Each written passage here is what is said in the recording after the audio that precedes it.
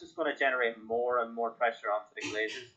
And so I think maybe within 18 months to 2 years, I think we could see it finally happen. I think they're going to hold on for their lives there. And I think they're going to try and ride this season storm out. But I do think a first bid might go in for this. And you have to factor into the debt that we're in. I think that's going to be a major thing. What is it, like 700 million? So that's going to affect the price of it. Are they going to include that in the sale? Are they going to leave it out? Like, a lot of money to be messing about with there. Yeah. And if they do add it on, then does that add to what they want initially? So if they want 6 billion, let's say, for example, because I think Chelsea went for 4 billion, didn't they? So they went for 4 billion, but they weren't in any debt. Yeah, so then do you add that on or take it off? It's very interesting times. And another thing that sticks out in my head as well, Adam, is if it's Jim Ratcliffe who goes in, then we're happy with that, I think, as a fan base. It's like a general kind of consensus. But what happens then if you've got fucking millions of other people? Because Man United, who's not going to want to buy it? If you're a rich billionaire, you had that links to the group in the Middle East. I can't remember who it was. Was it now? Dubai? Is it Emirates Dubai or something like that? Who wanted to buy, who were interested in Manchester United. You had that American group, can't remember the name of them. Whatever something like that. And everyone was like, fuck no, we don't want another pair of them because they just treat us like the Glazers, basically. But then what happens then if they come in with a bigger bid than Jim Ratcliffe? Because the Glazers aren't going to... Jim's been here from the start. They're not going to be, Jim's been here from the start, so because he has, we'll give it in for 4 billion when you've got Saudis or whoever it is that's offering 6 to 7 billion. They're businessmen, aren't they? Yeah. Exactly, yeah. I just wanted to say, I think the audio mightn't have been there at the start, because one point I did highlight was, since we're on the New York Stock Exchange, that when a company or a different group tries to take over another business, that business has to publicly put out a statement saying they've either accepted or denied the bid and takeover. So I think that will get a massive reaction. But what was the question they asked there again? I just wanted to get that in. No, that's okay. I was just saying, so basically, if we've got other people that are interested in buying Manchester United, the Glazers aren't going to be like, Jim's been here since the start, so we're going to sell it to him for 4 billion. They're going to be like, whoever offers the most, mate, is going to get it, and that could be another set of Glazers. It's a danger of that happening, isn't it?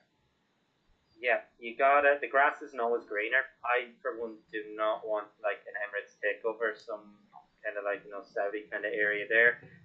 It's just they stand for everything that I'm really against.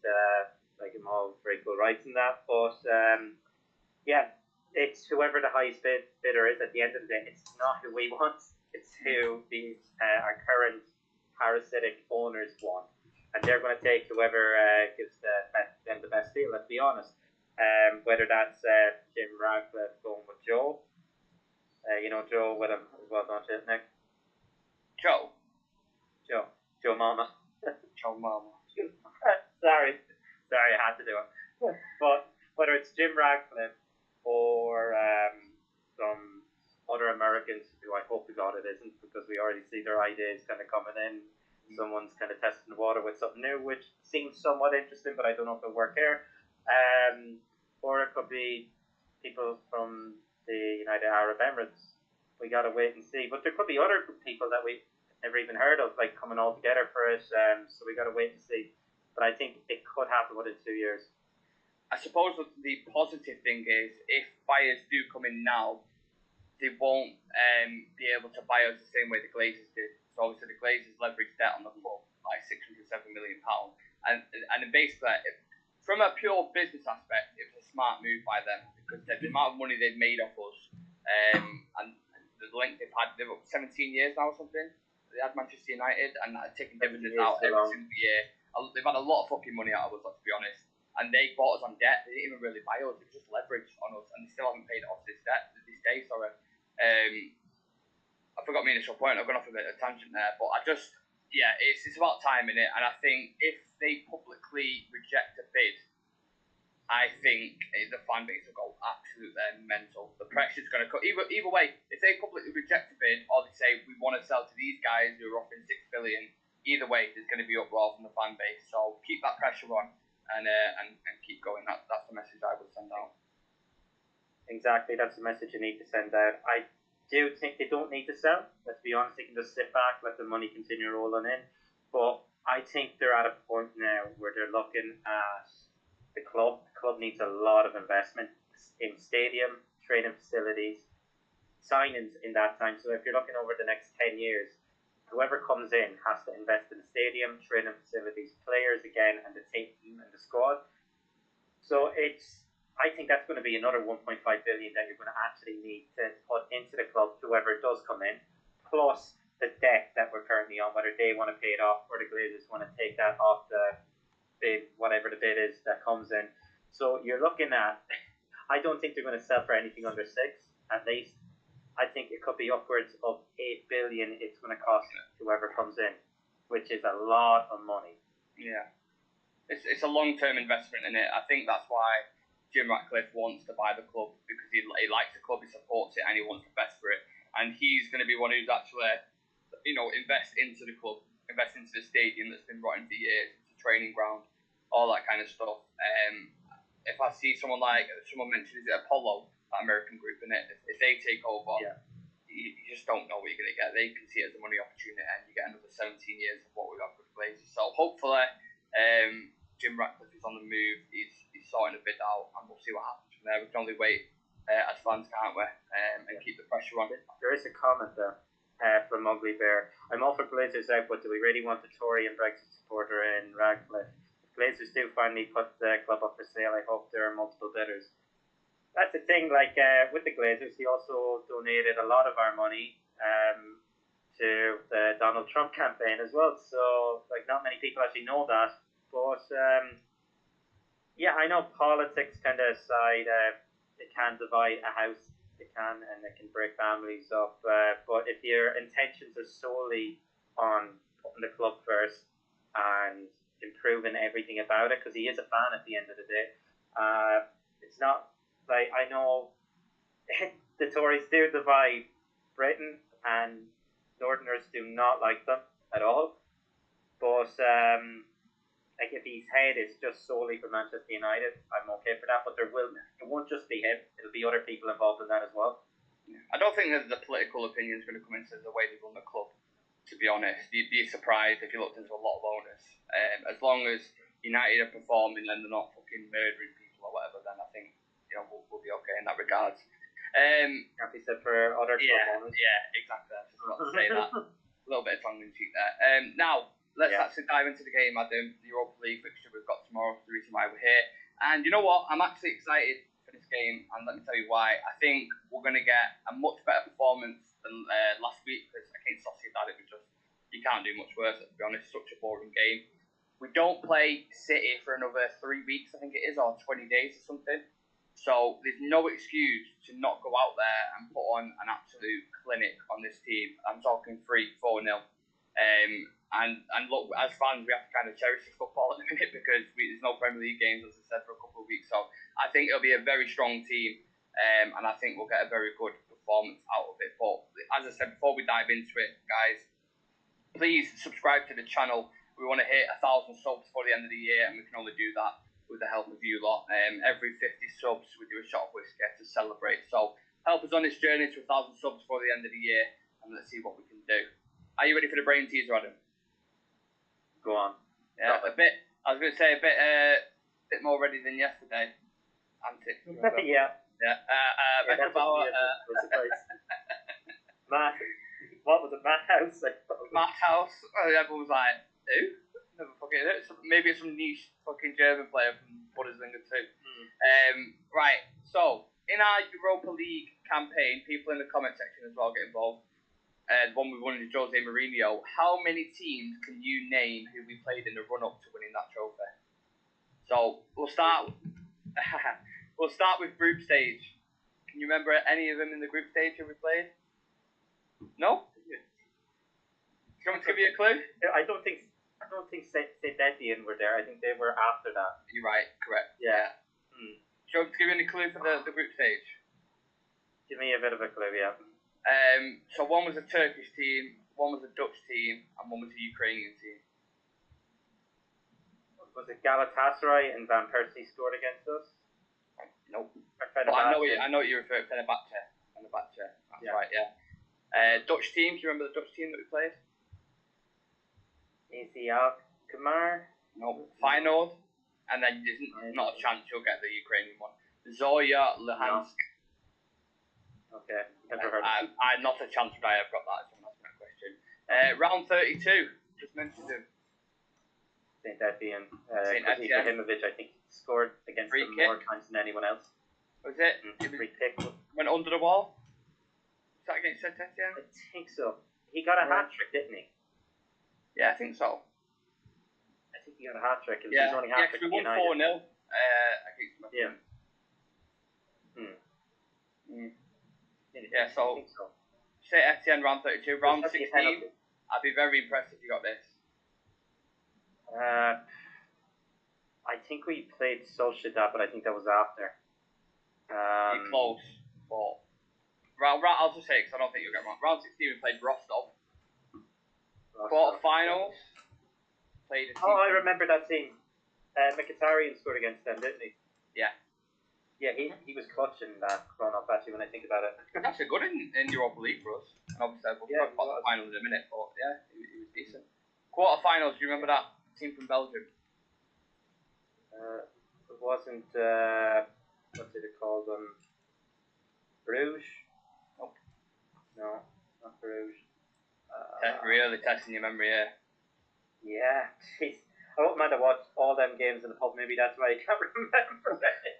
Dan's just put in the chat, brain teaser, can you name one player from Sheriff? Bit tough. I know because obviously I've got my notes and stuff, so I know these players, but off the top of my head I wouldn't be able to know. So yeah, we played Anderlecht in the quarterfinals. Anderlecht. Yeah, and then semi-finals. We only, as a hint, we only won by a fucking fingernail, and they had a massive chance at the end, which I think it was a Swedish dude who could have scored, and he missed. Oh, big chance. Oh, I remember. He played for City, didn't he? And he was saying, I'm going to punish Manchester United and all this. I remember all this talk. Yeah. That was a Spanish side, wasn't it? Yeah. It wasn't Sociedad, was it? Nope. They wore blue. Celta Vigo? Yeah, correct, yeah. Celta Vigo. Only just against them. Got through by like a whisker. And then obviously you remember the final? I remember the final. It was the young Ajax team it was. Pogba got the goal and Mkhitaryan as well. Yeah. 2-1. We won.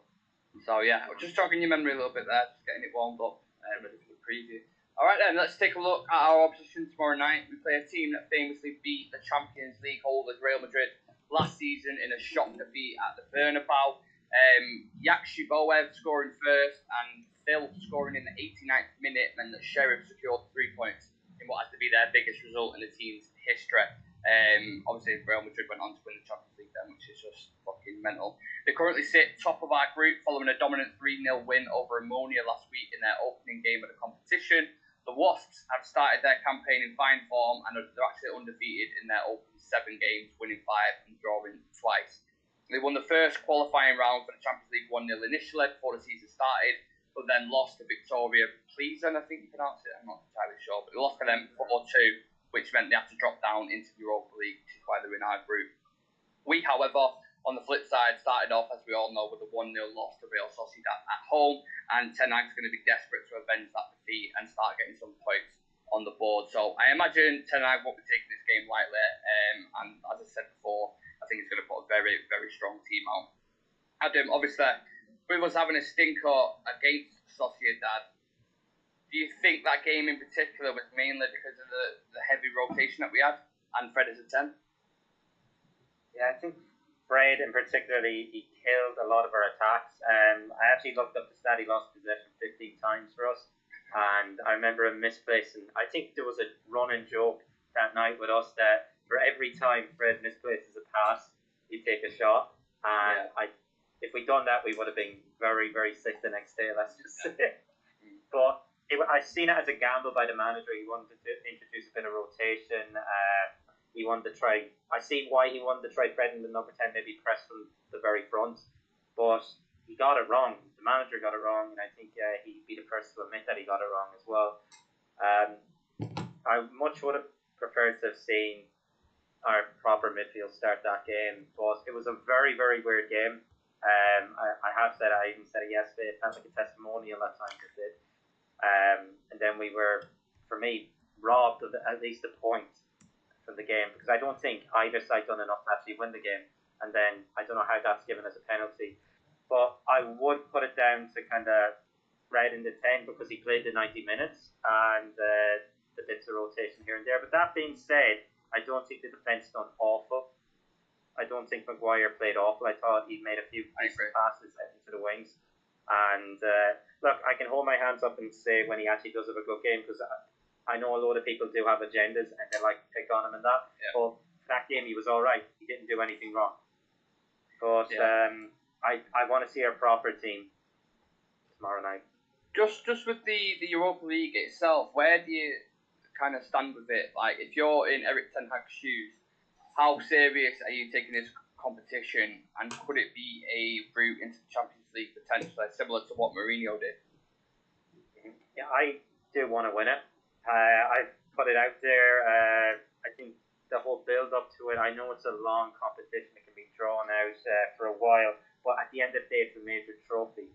And I'd say it now, I'd rather finish 10th and win the Europa League and go into the Champions League than finish and win nothing. Yeah. That's just me. I want to win a trophy. We haven't won a trophy in, 5 years?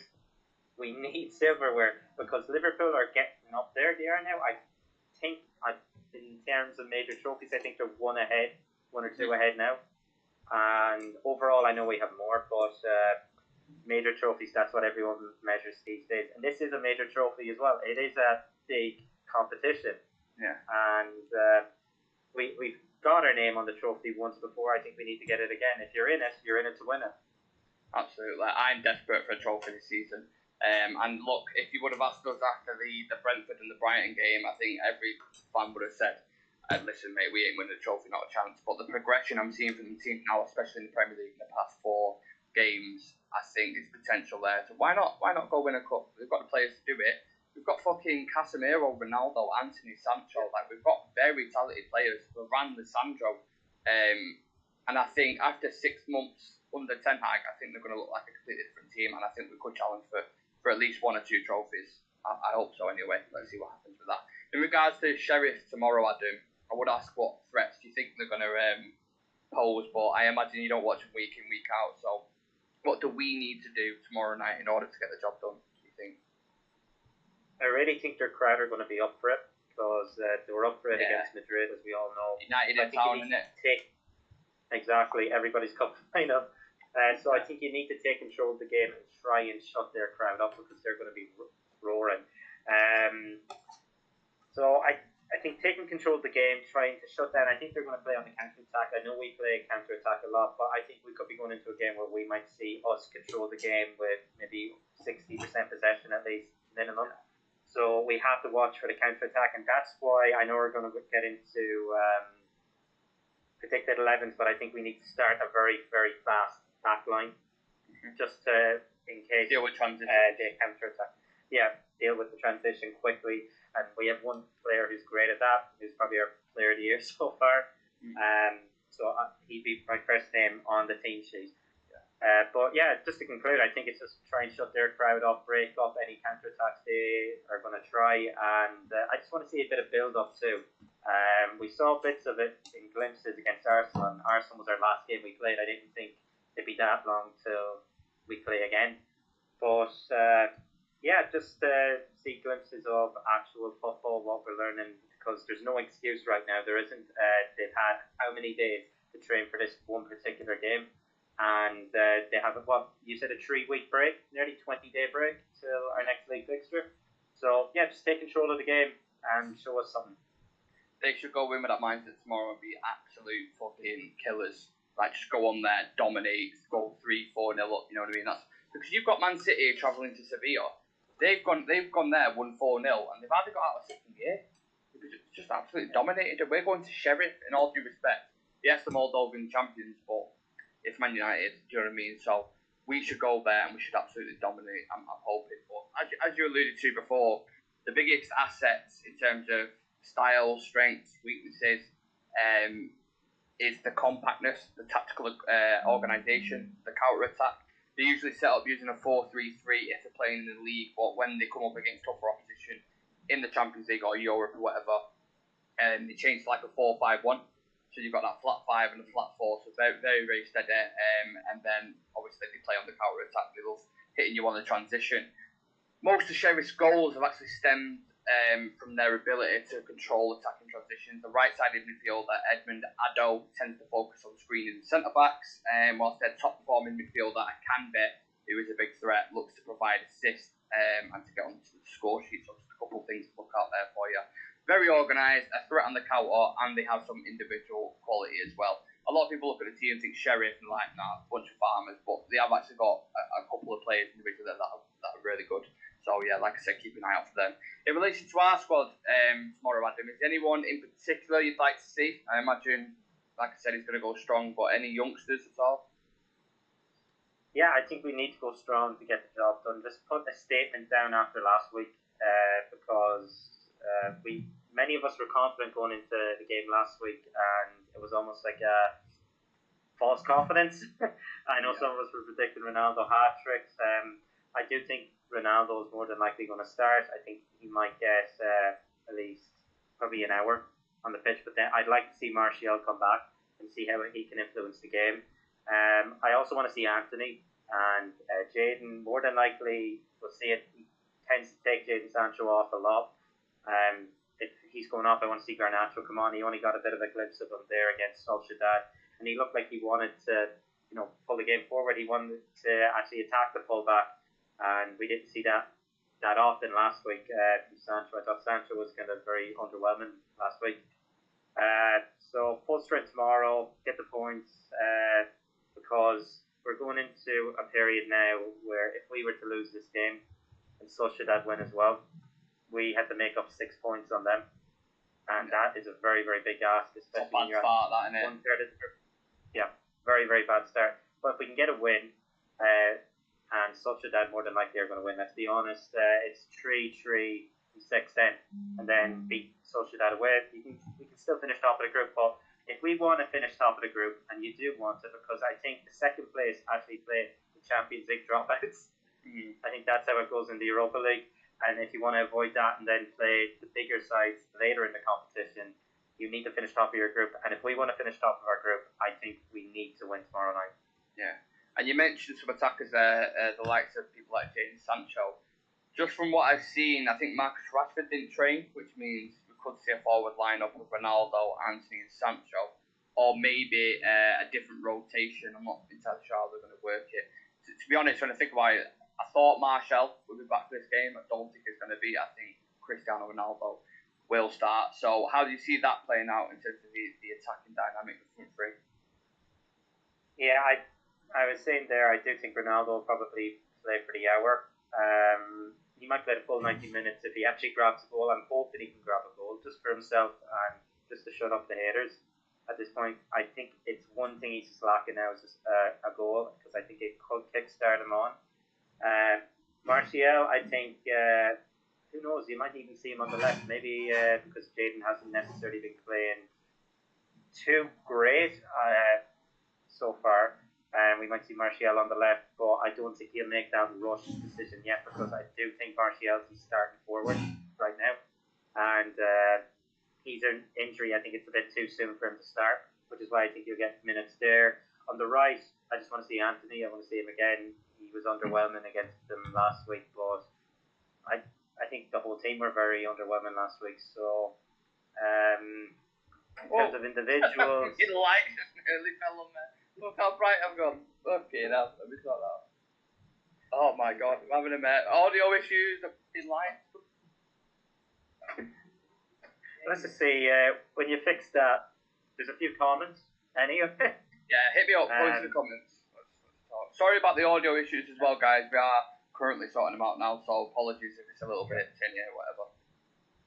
Exhibit saying, without Rashford, in my opinion, it'll be better to start Garnacho, Anthony, Sancho come in the second half. Yeah. So who would you play kind of down the middle if you were to play them three? You'd have to play nearly a false nine, wouldn't you? Garnacho. Yeah, I don't see any of them working as nines, to be completely honest with you. And then Ugly Bear said, I'm expecting to thump Sheriff, and if we don't, I'll be disappointed. Well, we were disappointed last week. What was that comment? Let me see that then. He's expecting us to thump them, like hammer them. And it's because of the way you say ETs, that's why. I was catching me out. It's just thump. Thump.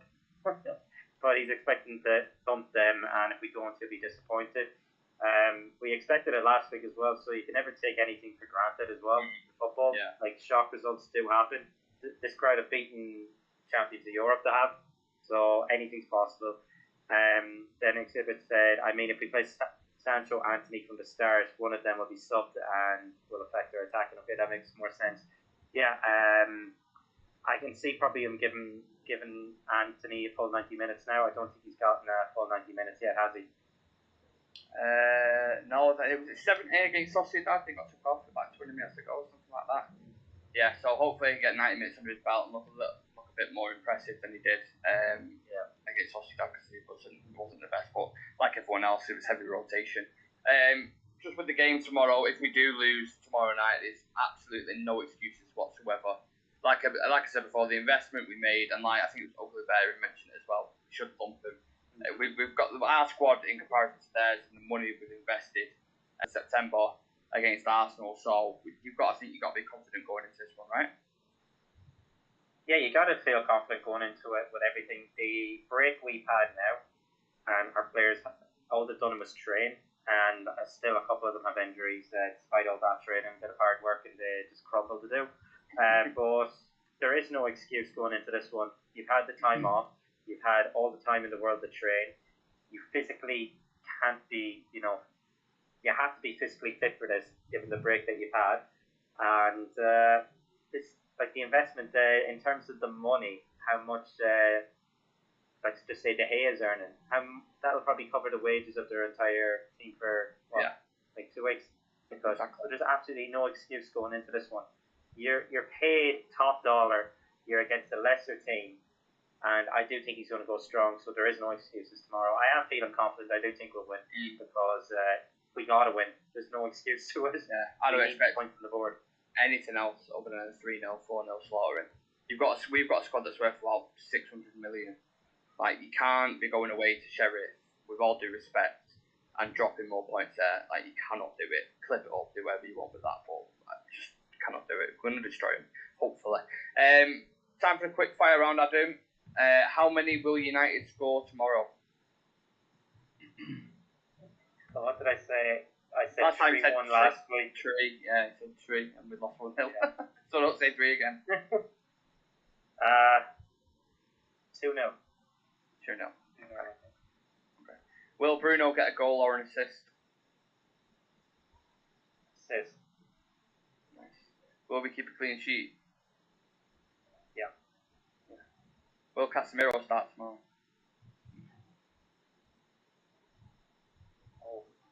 That one I thought that'd be a tough one to answer. But you think he'll go with McTominay? Obviously we're going to predict 11 in a sec, but yeah, I think he'll go with McTominay. Okay. And last question, will we top our group? Oh, it's a tough one. I think we will, but I think we'll finish level with Sociedad as in points. But I think our results in the away game, because it's head to head, isn't it? In Europe, it's not goal difference. These days, I don't know. They change it that many fucking times. I don't know. Yeah. But I think we'll beat them away, and I think we might beat them away by more than 1 goal, so we'll top the group. Okay, That starts tomorrow, may I add. We need to win tomorrow. Absolutely, yeah. Yeah. And with that said, let's do our predicted 11s then. I'm going to go, I did have the Bravka in net, but apparently he's not even travelled with the squad, so God knows what's going on there. I'll go with David De Gea, Dalot, Varane, Lisandro, Malacia, because that back five has just been, every time we've played, we've won. I'll have a midfielder of Bruno, McTominay, and Eriksen, and I'll have Anthony, Ronaldo, and Sancho up top. You've gone with the exact same team as me. Same team. I think that's what we need. Yeah, exact same team, player for player. Yeah, I don't think Casemiro will start. That you need that back five, as you said. We've won every game when they've started, and that you need to bring the confidence back into the team. So that's what you need. That back that back line. Midfield, we need to get control. I think that's our best control in midfield right now on form. And up front with Rashford, I would have probably started Rashford if he was fit, but he isn't. And I don't think Martial is ready to start just yet. So I'd put Ronaldo up front, and I think those are the wingmen that you need. Yeah. Great minds think alike. Let's see if we can great minds think alike on the score predictions. What do you think? 2-0. 2-0. I'm going to go with 4. I think we put them to the sword tomorrow. We put the Sheriffs to the sword, and I think we win 4-0. And I think Ronaldo finally gets on the score sheet. I think he'll get his goal. Maybe a penalty in there as well. To deputy then. Yeah. Hey. Will be the sheriff. They could be the deputy. Yeah. What's below the deputy? Is anything below the deputy? So I think they're like army ranks, like lieutenant and fucking. Yeah, I'm thinking private. Then I am. Yeah. We'll turn him from sheriffs to PCSOs. Turn him from sheriff to PCSO. Hopefully, we'll put him to the sword tomorrow. So guys, that's the preview finished. Again, apologies about the audio issue and the delay. It's just been a nightmare today, absolute nightmare. But we're here and we've done it. Kickoff tomorrow is at an unusual time. It's 5:45. As it's an away game, we play at Sheriff's Ground. So I'll be live about 4:45 with the team news. Make sure you join me for that. I'm going to be doing some interactive stuff pre-match and halftime, so make sure you get involved. If you haven't subscribed to the channel already, please do. We're on a road to 1,000, and we're trying to hit that before the end of the year, so that'd be amazing. And to keep up to date with all things surrounding Manchester United, head over to our social media. All the handles are at the bottom there, so check us out on there. Click, drop us a follow. Thank you to everyone watching. Hopefully, we can put the Sheriffs to the sword tomorrow and witness a good few goals because we need it after that performance against Real Sociedad. Thank you to Adam for joining. Do you have any final thoughts before we head off, Adam? Just get the job done, lads. We need it. I think since we're going into a period now of United not playing for 3 weeks, I think it's nice to end it with a win and just bring the confidence then back after the international break. Absolutely, Adam. 100% agree with you on that. Perfect. We'll see you tomorrow night for the game. I would say tomorrow evening, 5:45 kickoff. I'll be live from 4:45. Make sure you come and join me. We'll see you in the next one. Peace.